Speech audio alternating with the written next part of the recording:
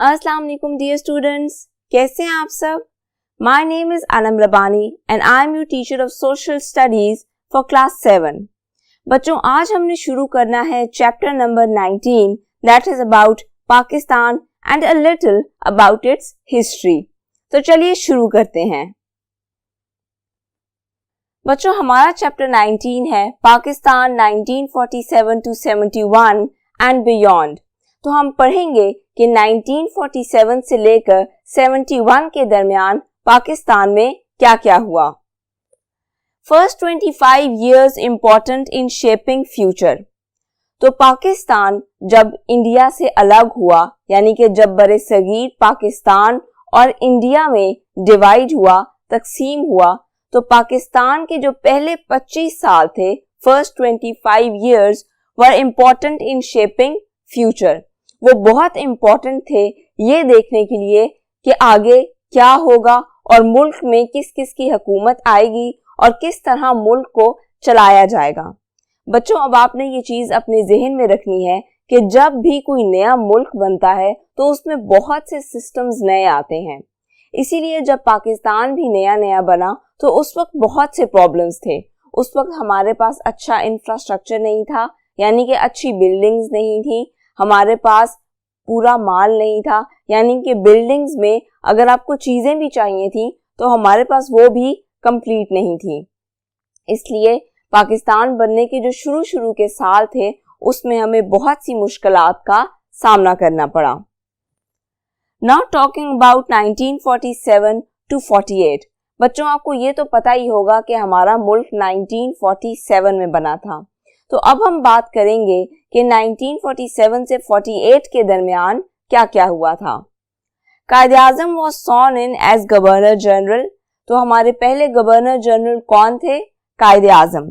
सॉर्न इन का मतलब होता है यानी कि कायद-ए-आज़म हमारे गवर्नर जनरल बने या उनको ये पोजीशन मिली या ये पोजीशन दी गई। Governor general is very much like president nowadays. Liaquat Ali Khan as prime minister. और हमारे गवर्नर जनरल तो कायद-ए-आज़म थे, लेकिन हमारे उस वक्त के प्राइम मिनिस्टर कौन थे? Liaquat Ali Khan. Quaid-e-Azam was really ill at the time of partition but he guided his people to freedom. अब जब पाकिस्तान बना उस वक्त कायद-ए-आज़म बहुत बीमार थे। ही वॉज हैविंग ट्यूबरक्लोसिस, उनको टीबी था और वो उस वक्त शदीद बीमार थे, लेकिन इसके बावजूद उन्होंने अपने लोगों का साथ नहीं छोड़ा और उन्होंने अपने लोगों को आज़ादी दिलाई। He was a very dedicated person, यानी कि वे जो करने की ठान लेते थे, एक दफा सोच लेते थे, वो करके दिखाते थे। He was also president of Muslim league. इसके अलावा मुसलमानों की एक जमात थी, मुस्लिम लीग, और कायद-ए-आज़म उसके प्रेसिडेंट थे, यानी कि वो ना सिर्फ पाकिस्तान के गवर्नर जनरल थे बल्कि इसके अलावा वो मुस्लिम लीग के भी प्रेसिडेंट थे। Died 13 months after Pakistan was created। अब पाकिस्तान के बनने के तकरीबन 13 माह बाद कायद-ए-आज़म वफात पा गए। मैंने आपको पहले भी बताया कि वो शदीद बीमार थे, इसलिए वो ज्यादा अरसे तक जिंदा नहीं रह सके। Died on 11 September 1948। और कायद-ए-आज़म की डेथ किस दिन हुई? He died on 11 September 1948। बच्चों, अब आपने डेट्स स्पेसिफिकली याद रखनी है because it is very important from MCQ's point of view and from fill in the blanks point of view. Now what happened in between 1948 to 51?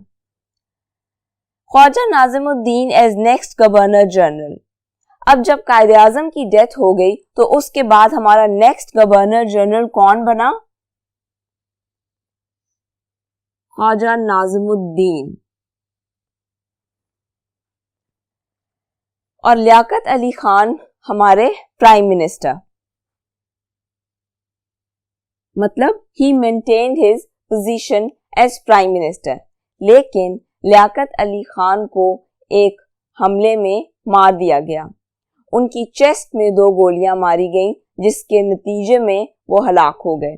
और ये हुआ था रावलपिंडी के कंपनी बाग के नाम से एक जगह थी, वहां पर वो किसी जलसे से मुखातिब थे जिसके दौरान उन पर फायर किया गया और वो मारे गए।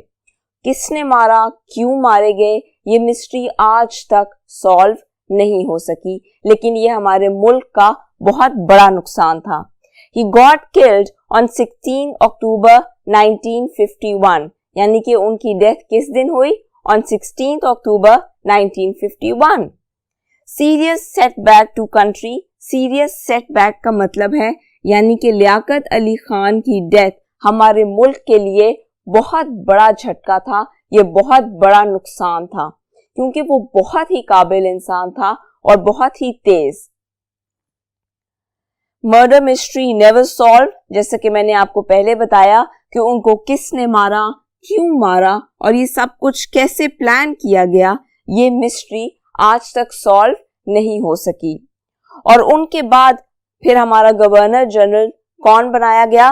गुलाम मोहम्मद, और उन्होंने बनाया ख्वाजा नाज़िमुद्दीन को अपना prime minister. Now what happened from 1952 to 1953? पिछला सारा कुछ तो आपको याद है ना कि कौन गवर्नर जनरल बना, कौन प्राइम मिनिस्टर बना। तो अब हम बात करेंगे कि 1952 से 1953 के दरमियान क्या हुआ। Problems between east and west wings of Pakistan. बच्चों, अब आपने ये बात याद रखनी है कि जिस वक्त पाकिस्तान नया नया बना था उस वक्त बांग्लादेश भी हमारे मुल्क का हिस्सा था। उस वक्त बांग्लादेश एक अलग मुल्क नहीं था, बल्कि वो पाकिस्तान का ही हिस्सा कंसिडर किया जाता था। जिस पाकिस्तान में इस वक्त हम रह रहे हैं ये वेस्ट पाकिस्तान है और बांग्लादेश ईस्ट पाकिस्तान कंसिडर किया जाता था उस वक्त। तो अब यहाँ पे लिखा है problems between east and west wings of Pakistan कि 1952 में ईस्ट और वेस्ट विंग्स ऑफ पाकिस्तान यानी कि वेस्ट पाकिस्तान जिसमें हम रह रहे हैं और ईस्ट पाकिस्तान यानी कि बांग्लादेश में, इन दोनों में प्रॉब्लम्स शुरू हो गए। लैंग्वेज राइट्स, और सबसे बड़ा प्रॉब्लम यह था कि बंगाली चाहते थे कि बंगाली को ही हमारी ऑफिशियल लैंग्वेज या हमारी नेशनल लैंग्वेज यानी कि हमारी कौमी ज़बान बनाया जाए, क्योंकि वो ये कहते थे कि बंगाली तादाद में ज़्यादा हैं, इसलिए बंगाली को नेशनल लैंग्वेज बनाया जाए।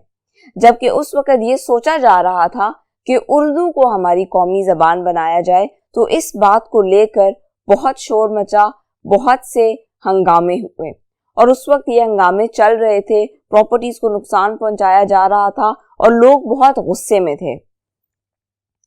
राइट्स का मतलब होता है हंगामे, तो लैंग्वेज राइट्स यानी कि कौमी ज़बान को लेकर बहुत से हंगामे चल पड़े। 54% of population wanted better presentation. अब बांग्लादेश की, जो कि प्रेजेंट डे बांग्लादेश है, उस वक्त ईस्ट पाकिस्तान था, उसकी जो 54% ऑफ पॉपुलेशन थी यानी कि जो आबादी थी, वो ये चाहती थी कि उन्हें आर्मी में और गवर्नमेंट सीट्स में बेहतर प्रेजेंटेशन दी जाए, उन्हें ज्यादा नौकरियां दी जाएं और उन्हें आर्मी में भी ज्यादा सीट्स दी जाएं, जबकि ऐसा उस वक्त हो नहीं रहा था। Muhammad Ali Bogra from East Pakistan appointed as next Prime Minister in 1953। तो अब 1953 में क्या हुआ कि बंगालियों की तसल्ली के लिए यानी कि ईस्ट पाकिस्तान के लोगों की तसल्ली के लिए मोहम्मद अली बोगरा को हमारा नेक्स्ट प्राइम मिनिस्टर बना दिया गया इन 1953। ही बिलोंग्ड टू ईस्ट पाकिस्तान और लोगों को ये दिखाने के लिए कि हमने प्राइम मिनिस्टर ईस्ट पाकिस्तान से लिया है, मोहम्मद अली बोगरा को चुना गया। Now what happened between 1955 to 1958? Establishment of one unit in West Pakistan। अब establishment of one unit का क्या मतलब है? establish करने का तो मतलब होता है कि आप किसी चीज को बनाते हो, establish करते हो, create करते हो। one unit। अब उस वक्त वेस्ट पाकिस्तान में यानी कि जो आज का पाकिस्तान है उसमें ये बात चल पड़ी कि तमाम सूबों को एज वन यूनिट कंसिडर किया जाएगा, यानी कि हर सूबे की अलग पार्लियामेंट नहीं होगी, हर सूबे का अलग सिस्टम नहीं होगा, हर सूबे का अलग गवर्नर नहीं होगा, ये सब कुछ अलग नहीं होगा, बल्कि पूरे के पूरे पाकिस्तान को, जो कि उस वक्त वेस्ट पाकिस्तान था, अंडर वन सीट रूल किया जाएगा, यानी कि एक ही सीट उस सारे सिस्टम को देखेगी। आपने ये बात याद रखनी है कि उस वक्त हम वेस्ट पाकिस्तान थे और बांग्लादेश वाज ईस्ट पाकिस्तान। तो ये इसलिए किया गया ताकि बांग्लादेश के लोग खुद को हमसे अलग ना समझे, ये ना समझा जाए कि यहाँ पे 4 प्रोविंसेस हैं, हर प्रोविंस को अलग राइट्स दिए जा रहे हैं। इन तमाम मामलात और हंगामों को खत्म करने के लिए की गई establishment of one unit. presented by some of the smaller provinces, लेकिन ये बात बहुत सी प्रोविंसेस को पसंद नहीं आई, यानी कि मुख्तलिफ सूबों में जो रहने वाले लोग थे उनको पसंद नहीं आई। उन्होंने कहा कि इस तरह तो पाकिस्तान को चलाना बहुत मुश्किल हो जाएगा, यानी कि वेस्ट पाकिस्तान को चलाना मुश्किल हो जाएगा अगर आप सारे सूबों को एक ही सीट के अंडर ले आओगे। अगर हर सूबे की अलग पार्लियामेंट नहीं होगी तो फिर मुख्तलिफ सूबों के लोग खुद को रिप्रेजेंट नहीं कर पाएंगे। Ghulam Mohammad retire due to ill health. अब उसके बाद क्या हुआ कि गुलाम मोहम्मद रिटायर्ड, यानी कि उन्होंने अपनी सीट छोड़ दी। Why? Due to ill health, यानी कि वो बीमार हो गए और उन्हें लगा कि वो मजीद अपनी जिम्मेदारियां नहीं निभा सकते, इसलिए उन्होंने अपनी सीट से इस्तीफा दे दिया। General Sikandar Mirza new governor general, और हमारे नेक्स्ट गवर्नर जनरल कौन बने? जनरल सिकंदर मिर्जा। आपने ये नाम याद रखने हैं, डेट्स भी याद रखनी है। In 1956, Pakistan officially became Islamic Republic of Pakistan with General Sikandar Mirza as president. अब 1956 में क्या हुआ कि ऑफिशियली, यानी कि इन डॉक्यूमेंट्स रिटन, ये मान लिया गया कि Pakistan is the Islamic republic of Pakistan, यानी कि पाकिस्तान का पूरा नाम क्या है? Islamic republic of Pakistan, with general Sikandar Mirza as president. और ये कब हुआ? जब जनरल सिकंदर मिर्जा हमारे मुल्क के प्रेसिडेंट थे। A new constitution for democracy. अब a new constitution for democracy was design. Constitution क्या होता है? कॉन्स्टिट्यूशन हम कहते हैं रिटन लॉज एंड रूल्स जिनके अकॉर्डिंगली किसी भी कंट्री को या स्टेट को गवर्न किया जाता है। उसमें लिखा जाता है कि गवर्नमेंट के पास, यानी कि हुकूमत के पास कौन कौन से राइट्स हैं और अवाम के पास कौन कौन से राइट्स हैं। अ new constitution for democracy, democracy आप कहते हैं जमहूरियत को, तो उस वक्त एक नया कॉन्स्टिट्यूशन डिजाइन किया गया जमहूरियत के लिए। इलेक्शंस वर प्लान्ड, और उस वक्त इलेक्शंस होने लगे थे, लेकिन a lot of writing was going on, यानी कि उस वक्त बहुत से हंगामे चल रहे थे। जैसा कि मैंने आपको पहले भी बताया कि east and west wings of Pakistan के दरमियान प्रॉब्लम्स चल रही थी, यानी कि मॉडर्न डे पाकिस्तान के दरमियान और मॉडर्न डे बांग्लादेश के दरमियान प्रॉब्लम्स चल रही थी। लैंग्वेज को लेके प्रॉब्लम्स चल रही थी। इसके अलावा बंगाली चाहते थे कि उन्हें आर्मी में रखा जाए, उन्हें गवर्नमेंट में सीट्स दी जाए, तो ये सारे प्रॉब्लम्स उस वक्त चल रहे थे। Then on 7th October 1958, Sikandar Mirza declared martial law. तो इन सब हालात को देखते हुए on 7th of October 1958 Sikandar Mirza ने क्या किया? उन्होंने मार्शल लॉ लगा दिया। अब मार्शल लॉ लगाने का क्या मतलब होता है? मार्शल लॉ लगाने का मतलब ये होता है कि मुल्क में जो भी निजाम चल रहा है, जो कुछ हो रहा है, वो सब आर्मी के अंडर आ जाता है, आर्मी के कंट्रोल में आ जाता है, यानी हर चीज को आर्मी देखना शुरू कर देती है, तमाम इंस्टीट्यूशंस को, तमाम इदारों को। अपॉइंटेड जनरल अयूब खान, और सिकंदर मिर्जा ने जनरल अयूब खान को as martial law administrator appoint कर लिया। मार्शल लॉ एडमिनिस्ट्रेटर क्या होगा? यानी कि जो ये देखेगा कि आर्मी सब चीजों को अच्छे से देखे, कंट्रोल करे, इंस्टीट्यूशंस का ख्याल करे। तो इस सब चीज को एडमिनिस्टर करने के लिए, यानी कि उसको प्रॉपरली एडमिनिस्टर करने के लिए उन्होंने चुना जनरल अयूब खान को। 3 weeks later, Ayub Khan dismissed Sikandar Mirza and became president. लेकिन अयूब खान ने क्या किया कि उन्होंने 3 ही हफ्ते बाद सिकंदर मिर्जा को उनकी प्रेसिडेंट की सीट से हटा दिया। यानी कि सिकंदर मिर्जा अयूब खान को लेकर आया एज मार्शल लॉ एडमिनिस्ट्रेटर, लेकिन अयूब खान ने बदले में क्या किया, उन्होंने 3 ही हफ्ते बाद सिकंदर मिर्जा को प्रेसिडेंट की सीट से हटा दिया और वो खुद प्रेसिडेंट की सीट पर आ गए। He was a strict president against law breakers. लेकिन अगर जनरल अयूब खान की एज अ प्रेसिडेंट बात की जाए तो he was a strict president, यानी कि वो बहुत ही सख्त सदर था हमारे मुल्क का। अगेंस्ट लॉ ब्रेकर्स, और जो लोग कानून के खिलाफ जाते थे, जो लॉ को ब्रेक करते थे, उनको सख्त से सख्त सजा देता था। Country was getting back into order. Country was getting back into order का मतलब ये है कि मुल्क फिर से ठीक होना शुरू हो गया, यानी कि हंगामे कम हो गए और चीजों ने दोबारा से अपने एक प्रॉपर ऑर्डर में आना शुरू कर दिया।